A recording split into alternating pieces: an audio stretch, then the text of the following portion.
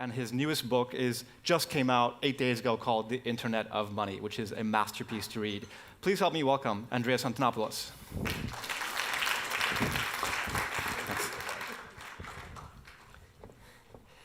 Good morning, everyone. Let's start with a quick poll here. How many of you have used a digital currency like Bitcoin at least once?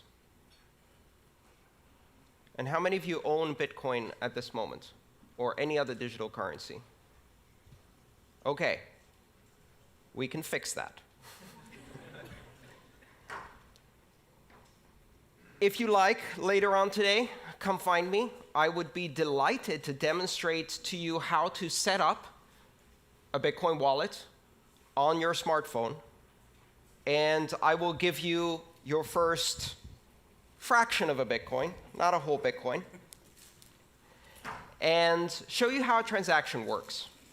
Because Bitcoin and the digital currency revolution it has started is best demonstrated and experienced than explained. It's actually very difficult to explain Bitcoin. I've spent the last 5 years learning how to explain Bitcoin. That is my full-time job. Unfortunately, the developers keep making new stuff, which I then have to explain all over again. So, for a moment, forget everything you think you know about Bitcoin. Forget everything you've heard about blockchain, and let's start from basics. In 2011, I heard about Bitcoin for the first time, and my reaction was exactly the same as the reaction of everybody else who heard about Bitcoin the first time, including its founder, and that reaction was, ha! Nerd money. That's probably just for gambling. 6 months later, I heard about Bitcoin again. And this time, I read the white paper that launched this system. And my background in computer science and distributed systems allowed me to see behind the illusion of what I thought Bitcoin was, and it blew my mind. In my life, I have now had 6 occasions in which I have become absolutely obsessed with a system of technology to the point of forgetting to eat, forgetting to sleep, and consuming as much knowledge as I possibly can.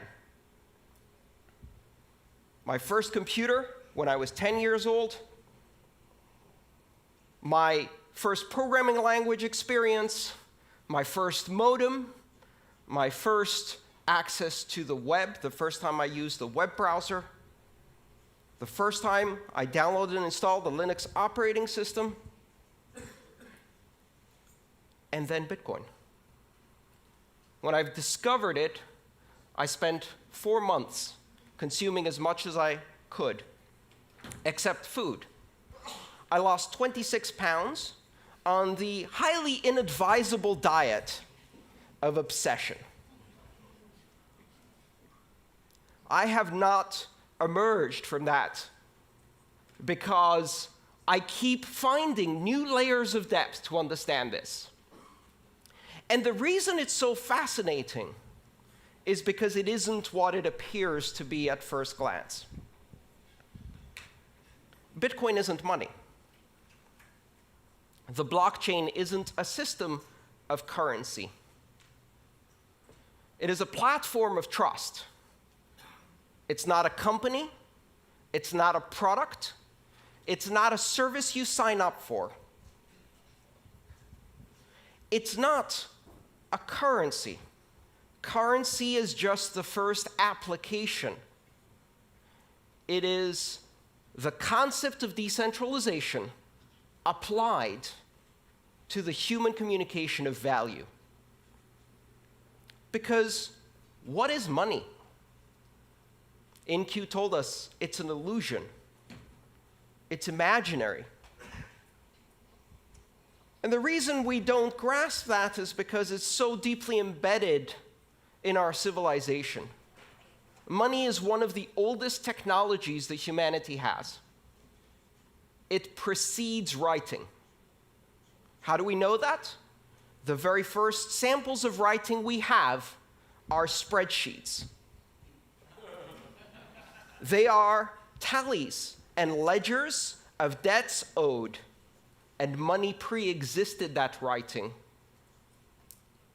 You might even speculate that money had an oral tradition until it needed to invent a written tradition, so writing was created for it. In the history of money that now spans tens of thousands of years, there have been maybe 5 major changes. From pure barter exchange to the introduction of the first abstraction of value, shells, feathers, beads, nuts, stones, and then precious metals, and then paper money, and then plastic money, and now network money.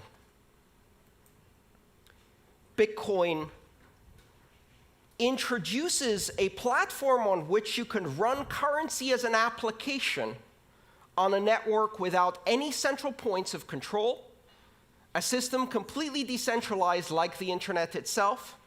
It is not money for the internet, but the internet of money. And what is money? Money is a language. Money is a linguistic abstraction. Money is a language that we use to communicate value to each other.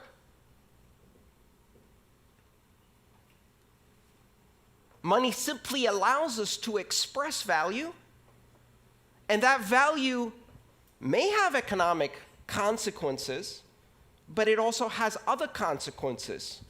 We use money to express and create social bonds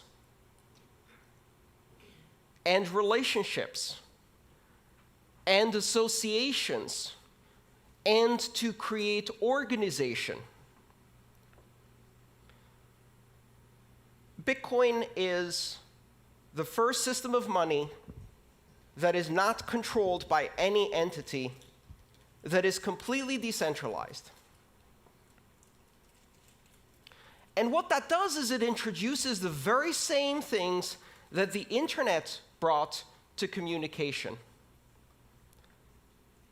If money is speech, if money is a language, and you disconnect it from all other media, and you make it pure speech, pure content, an internet content type, a protocol designation, money over IP, it completely separates it from all of these previous notions of nations, sovereign issuers, institutions that control. And so we go from institution-based money to network-based money. And of course, everyone will welcome this with open arms. Not a chance. What do you think they said the first time someone was presented with a gold depository certificate instead of a gold coin? They said, "That's not money. Go away." What do you think happened in 1950 the first time someone showed up at a motel and presented their Diners Club membership card and said, "I'll pay with this piece of paper"? That's not money. Go away. And now we're on the verge of a new transformation of money. We're on the verge of creating the first completely global, completely borderless, completely decentralized, and completely open form of money. One where you can build applications because this money is programmable. And you don't need to ask anyone's permission to launch an application any more than you need to ask permission to launch an application on the internet. And the only requirement to have a successful application on the internet of money is 2 interested participants. That is your market segment, and you have an application. and 1 million applications will flourish. When you push innovation to the edges of the network, when you remove the requirement for permission, what happens? Exponential explosion in innovation. The applications that could not be built on the old systems of money because they required permission, because they required a significantly large market segment, because they required adoption by many in order to be available at all. Now, none of those requirements exist. Anyone in the world can download an application or use even a feature phone with text messaging and immediately acquire the same powers that institutions of banking have today. And when I say anyone, that's only scratching the surface. Because, ironically enough, not only does Bitcoin and blockchain currency not recognize borders, it also does not recognize people. It doesn't matter if you're a person, or a refrigerator, or a self-driving car. Throughout the history of money, ownership of currency required personhood, either as an individual or as an association of individuals in a corporation. Bitcoin can be owned by machines. Bitcoin can be owned by software agents. Machines can pay each other. And that is not just about economic activity. It's the basis for market-based security systems. It's the basis for creating bonds of authentication between devices. It's the basis of new applications that have never been done before. Bitcoin and blockchain technology unifies the systems of money. Today, we have systems of money for small payments, systems of money for large payments. We have systems of money for payments between individuals. We have systems of money for payments between companies. We have systems of money for payments between governments. Does that remind you of something? That's how communication used to be before the internet.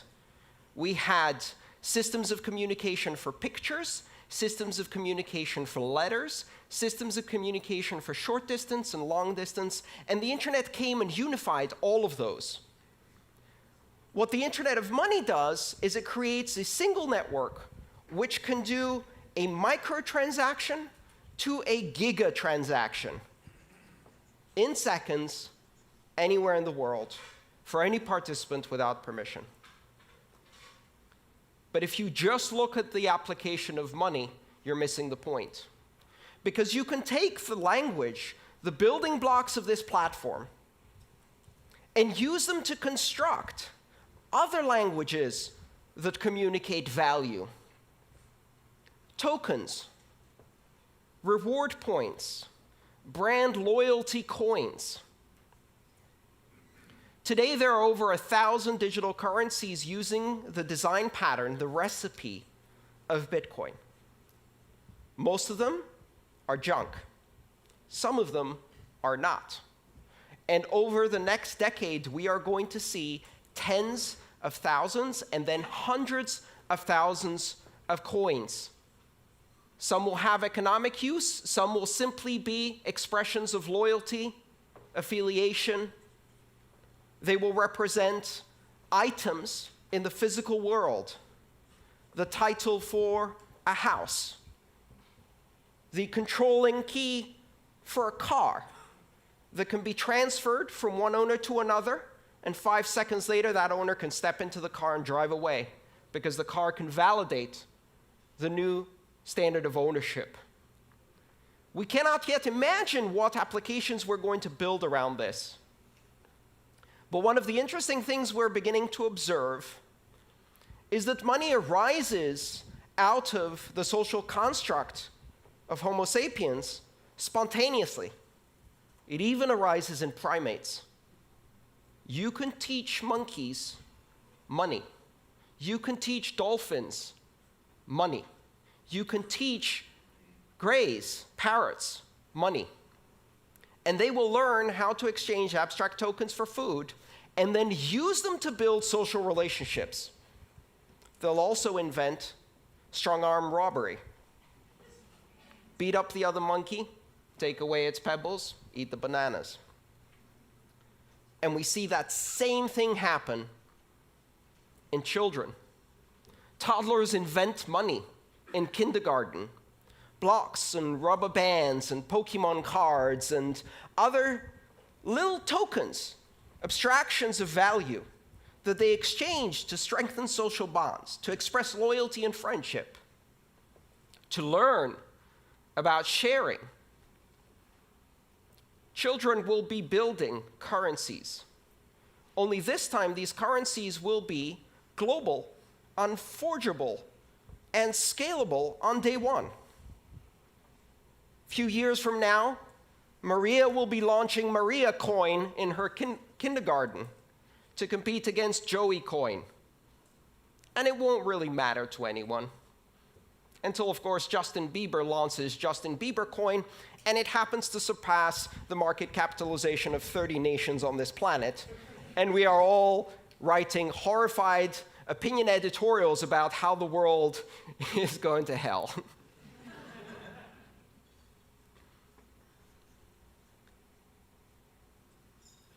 What's happening with this technology is astonishingly deep.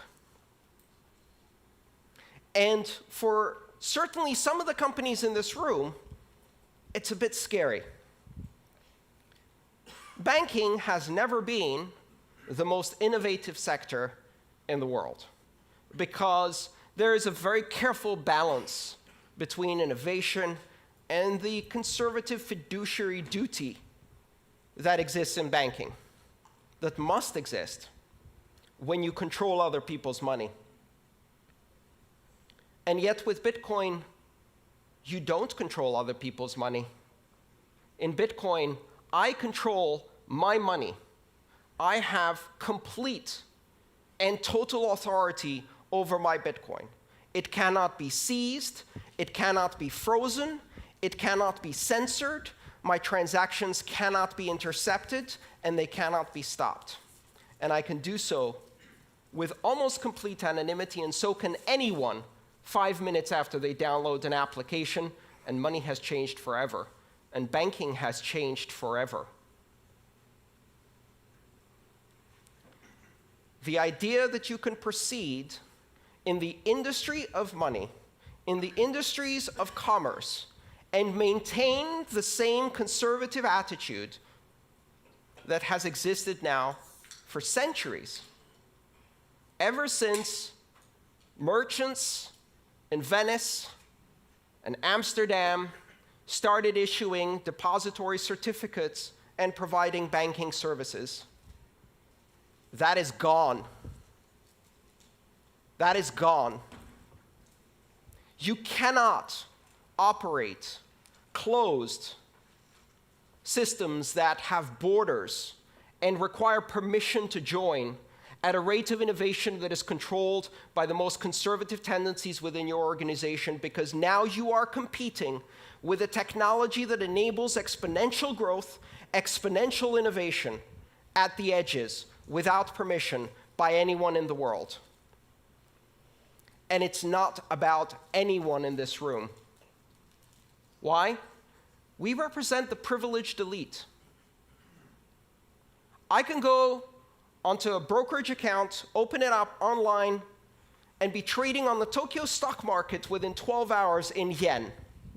That is the privilege that I have. 1.5 billion people have that privilege. 6 billion people can operate mainly in one currency and perhaps have some basic banking services. 4 billion people are significantly underbanked, and an astonishing 2.5 billion people are completely unbanked. They will leapfrog. They will never have a relationship with a bank. Every single child born today will never have a bank account. They will have a bank app. A bank app that doesn't give them an account, a bank app that makes them a banker, an international banker in an app. They will not be permitted to open a bank account until they're 16 years old. By that time, I hope they will have at least 6 or more years of experience with digital currencies. And I would like to watch them walk into a bank branch to have someone explain to them what 3 to 5 business days means. It is highly likely that children born today will never get a driving license because they'll have self-driving cars, but they will also never use paper money.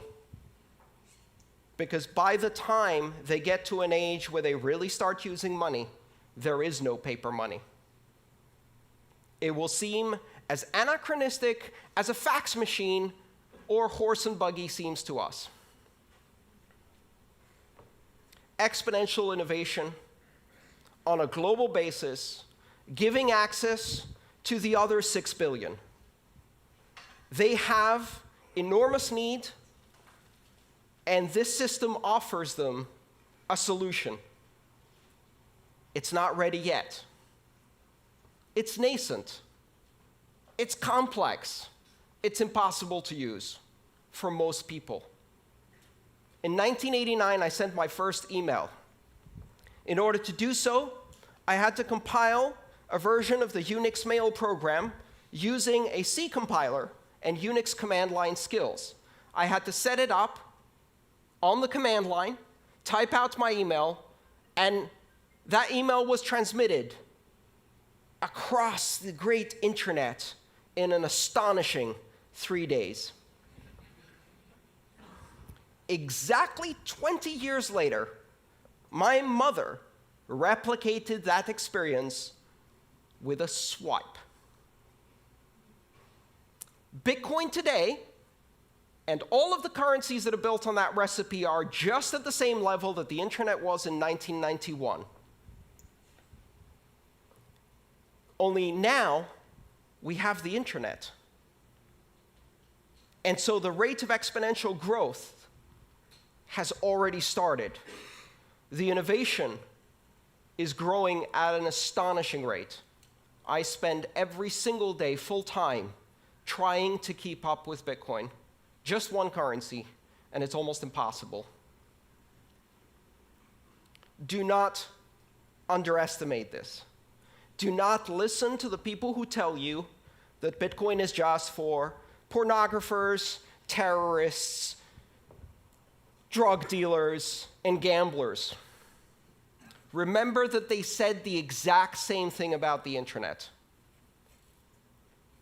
And when you give it to 2 or 3 billion people, they're not interested in those things. They're interested in sharing cat videos. And now we have an internet of 1 billion cat videos. When you take digital currency mainstream and give it to the 4 billion people who have been isolated from international finance and commerce, and you give them the opportunity to control their money against despotic governments and corrupt banks that are stealing from them, you give them the opportunity to control their future. You give them the opportunity to transact with everyone in the world, to own title on their own property in a fully transferable digital token that is recognized everywhere. Control over finance that cannot be seized, frozen, or censored. They will buy food, healthcare, sanitation, education, shelter, because that's what we do. And they will not be denied this technology. Do not underestimate where this is going. The Internet of Money was launched on January 3rd, 2009. It's coming. It's coming faster than you can imagine. It's deeper than you can fathom.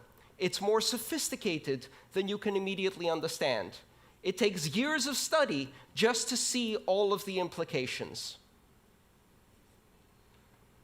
And it is a gift to the entire world, a technology that represents the 6th greatest innovation in the technology of money, the most ancient technology of our civilization. Thank you.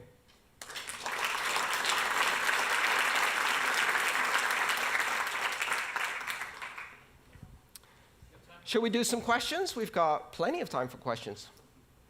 Christian.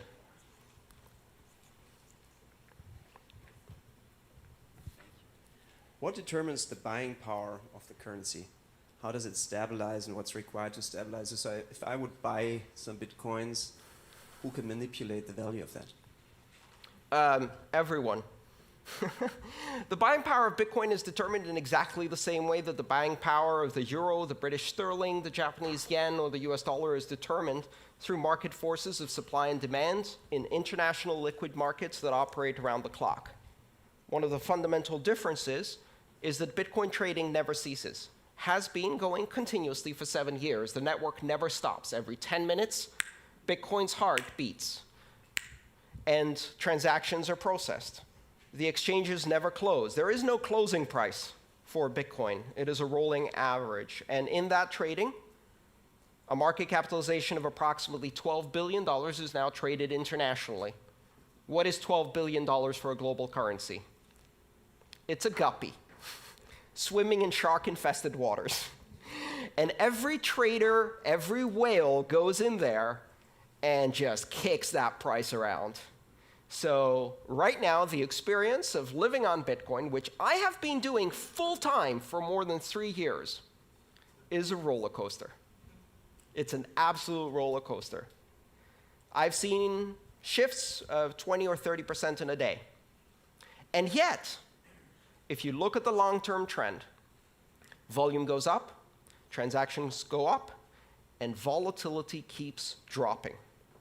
And the beauty of it is, I can't sell that to an American. I can't sell that to a Brit. I don't need to sell it to an Argentinian. I don't need to sell it to a Brazilian. I don't need to sell it to a Venezuelan. I went to a conference and an Argentinian told me, I'm not worried about volatility. Our currency has volatility like this. Bitcoin has volatility like this. I'd rather be going in that direction. And you don't need to tell them why.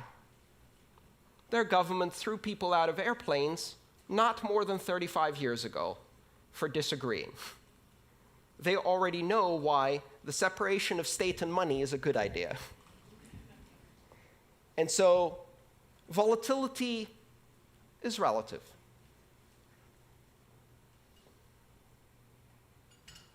Any other questions? Come on. Yeah.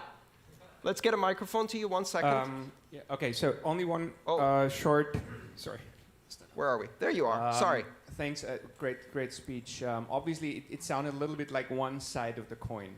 So we also read all these, big hacks, and I don't know, on Bitfinex, I think they stole 40% of the money. I think also this autonomous organization have been hacked, and all these things. Can you just reflect a little bit on the dark side of those aspects that might not win our full trust into this evolution? Absolutely. The steering wheel was not invented until 30 years after the automobile was introduced. Why? Because the first automobiles had 2 leather straps that you pulled left or right to move the car, to steer the car. They used horse reins to steer cars. That's called skeuomorphic design. It means keeping a shadow of the former past in your new system, failing to see the new dimension, and replicating the past. Here's a currency that is not centralized, where your money is your money. Your keys, your money. Not your keys, not your money. So what is the first thing we do with this new system? We build centralized institutionals of custodial control that take other people's money and hold it for them. Well, guess what? The entire history of banking, the entire system of regulation and oversight is based on the simple, centuries-old understanding that when somebody else holds your money, chances are they're going to run away with it. And the entire system of regulation is designed to prevent that, and yet it still happens all the time. in hedge funds, in banks, in national currencies all the time. And so, of course, if you replicate custodial accounts, exchanges that take other people's Bitcoin and concentrate it, it happens again. Even worse, because there are no oversight and regulations in most of these spaces. The answer is really simple. Stop centralizing the decentralized currency. Stop trying to replicate the banking past in the future of money. And the important thing to realize is that security in Bitcoin is an emergent property that exists because of the decentralization of control and power. If I want to hack 1 million customers' Bitcoin and they're holding their keys, I have to hack 1 million customers. If they all give their keys to one person or one organization, then we've got a honeypot.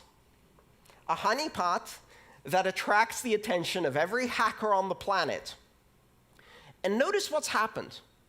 Over 7 years, and with a market capitalization of $12 billion, Bitcoin is the largest cryptographic deployment in the world, the largest public key infrastructure in the world, the largest security honeypot in the world. And it is not secure because it doesn't get attacked. It is secure because it generates immunity by being attacked all the time, 24 hours a day by the most sophisticated attackers this planet has. And if you, in that environment, set up a centralized custodial exchange using PHP and MySQL, and you park a $150 million honeypot in there, you're inviting the sharks. Bitcoin banks get hacked. Bitcoin exchanges get hacked. Bitcoin has not been hacked and cannot be hacked because there is no point of control that you can apply pressure on. It's completely decentralized. All right, maybe one more question? Yes. Where does supply of Bitcoin come from? And how are you sure the market doesn't get oversupplied? The supply of Bitcoin is determined algorithmically based on a geometrically declining supply function, meaning that in the beginning, every 10 minutes, 50 new Bitcoin are created. So every block, the heartbeat, 10 minutes, created 50 new Bitcoin. This Bitcoin is used as a reward in a game theory-based security model that ensures that every transaction is independently validated by completely anonymous actors who have to stake electricity as a guarantee of the security work they've done. And if they succeed in doing the security work of validating transactions correctly, they earn as a reward, based on a probabilistic return, that reward, 50 Bitcoin every 10 minutes. That's how currency is introduced into the economy. Every 4 years, it gets cut in half. 50 to 25 in November of 2012. And this year in July, this past July, we had our second halving event, which was celebrated with birthday parties all over the world. And Bitcoin's reward went from 25 to 12.5 Bitcoin. As a system, it's designed to have a monetary policy that is purposefully deflationary and simulates the issuance of precious metals. It gets harder and harder and harder to mine gold at greater and greater and greater cost. And Bitcoin is the same. The idea being that less and less is issued over time. If you follow that geometric curve, at some point you reach the end. In the year 2141, Bitcoin is no longer issued. 21 million coins is the asymptotic cap. It will never reach 21 million coins. That is part of the protocol. It is an unchangeable part of the protocol, and it is a rule enforced by every system that participates in the Bitcoin network. It is meant to be sound money, but it's not the only monetary policy that exists. There are several other currencies that implement different monetary policies. The idea is really for Bitcoin to serve as a very, very solid reserve currency for many other things. Andreas, may I ask you one question? Please. What advice do you have to give to companies here who are from non-financial institutions about how they should take tactical steps to think about experimenting with the blockchain in terms of storing value? I think understanding that it's not just currency, understanding that it is a platform for trust, understanding that it can be used as a historical record of truths that can register information, that it can be used to create all kinds of tokens that can be exchanged between your customers, your suppliers, your manufacturers, that it can also be used simply as a currency for any cross-border transactions, import-export activities, remittances-based flows, paying associates and affiliates, all of the things that today are expensive, slow, and difficult become cheap, fast, and easy when you use one of these digital currencies, but it's still early. For now, learning about it. Here's the one important thing you must understand. You will hear a lot about blockchain. And most of what you hear about blockchain is not the internet of money. It is the intranet of money. The intranet is where you run front page and Outlook and antiquated software in a closed little enclave of your corporate backwaters with stale content and boring apps. And in the end, it's full of viruses anyway because you can't keep it secure. Blockchain that is not open, that is not public, that is not borderless, that is not open for innovation is not what we're talking about here. And that's a really important distinction. It may be useful if you want to run a clearinghouse between 3 banks, maybe. But it's not the internet of money. Thank you so much, Andreas. Thank you. By the way,